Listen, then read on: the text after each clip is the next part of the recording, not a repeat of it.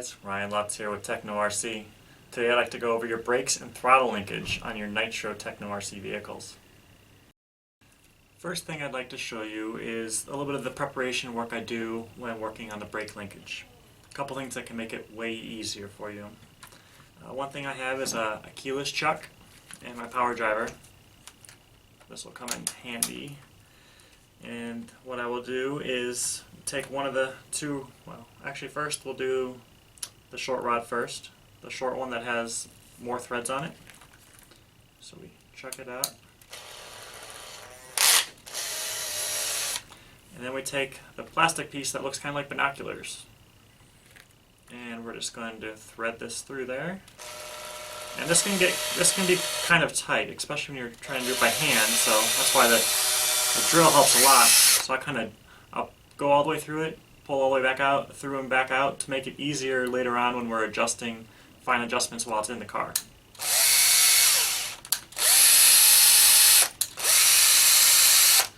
Now the short one, we're going to have it stick out about a quarter inch, half inch past the binocular thing.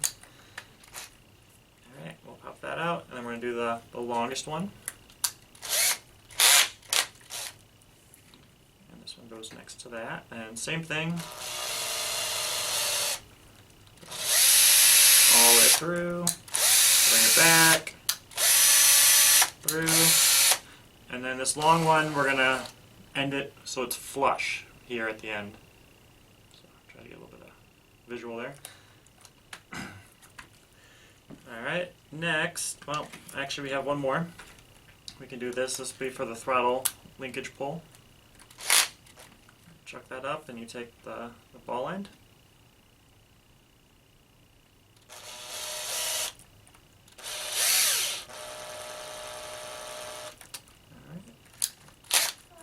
And then that is much quicker.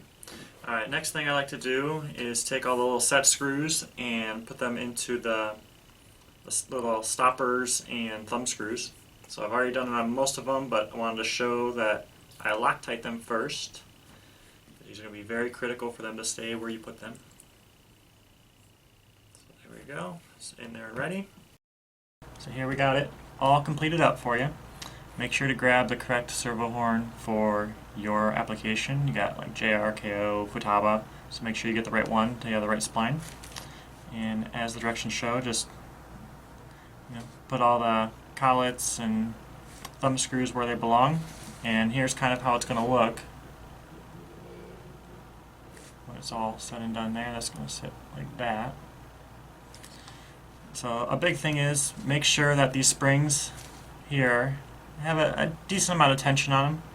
You want them to hold their position against these brake cam little candy cane things. And so this one is going to be your rear bias changer here. So you'll basically loosen this, turn it to the left to pull this tighter, which makes more tension on the rear brake. And if you push it in to the right, it'll give you less tension on the rear, less bias on the rear. Same with the front. Turn it to the right, makes it go this way, and thus tighter, thus more tension on the front. Turn it to the left, less tension on the front. And then on your throttle link, also you want to have this little bit of tension here because that's going to help push it back after you use the brakes, because you want everything to neutralize out. So there's that finished up, and then it's in your car. Alright, so once it's in your car, some of your objectives are you want your link here to be about as straight as possible. Mine's a little bit off right now, so it kind of depends on the carburetor that you're using to what's appropriate. Make sure you're using a throttle return spring. So when you pull throttle, you want to make sure it goes back to neutral by itself. When you give it brakes, you can see if you use full brake, you want to still have a tiny bit of tension here in this spring, and you want to be able to spring back. So that's what having the tension on this spring does, is it helps it spring back from full brakes. So we're going to turn the car on really quick and show. Now another thing to note is at full throttle, you want to be able to pull this and still have a little bit of pull left to it. Another way to see that is down your carb venturi. So you can open it to where it basically goes just to the end of the venturi. That's all the farther you ever need to open it. Anything further and you're just wasting fuel. And also harming your servo by pulling them too far open. On brakes, you have a couple things to watch out for on this linkage. First, you want to make sure that the arm here doesn't touch this link here. So you can see here there's still a little bit of a gap here, so I'm fine there. Also at your full brake, you want to make sure that you still have a little bit of spring loose right there. You don't want it to be fully tight and overextending everything. So those are things to watch out for. And also you just kind of need to make sure that you have braking force when you give it full brake. So say you've set it all up, you give it full brakes, but you have no brake force. You'll basically want to tighten these screws up and move them forward this direction, and that'll put more preload onto these candy cane collar things, moving them forward and get them closer to the braking action when you pull the brakes. And if you need to, you can take off, if you do move these back, you can move these back as well just a little bit. Make sure you give yourself enough room here to be able to adjust it, both directions. So you want to have a couple millimeters of play in between there. And for the most part, that's the things you need to watch out for when building your brake linkage. Also on the throttle link, generally it sticks out a lot further when you're done, so you want to cut that off flush here so it doesn't damage your body or hurt somebody if they're marshalling you or whatnot.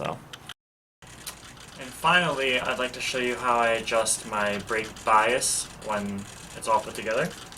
So what I like to do is I kind of sit at the table, have the car right in front of me, kind of tilt it up, hold full brake with my hand, and I spin one wheel on either side while holding the other one still.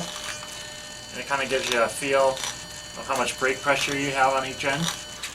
So right now I'm at about 55%, 45%. I have just a tiny bit less rear. And I don't like it to be completely locked up, because when you're on the track and you hit the brakes, it'll be really abrupt. So I like it to have good tension, but still be able to spin it. And that's what works for me.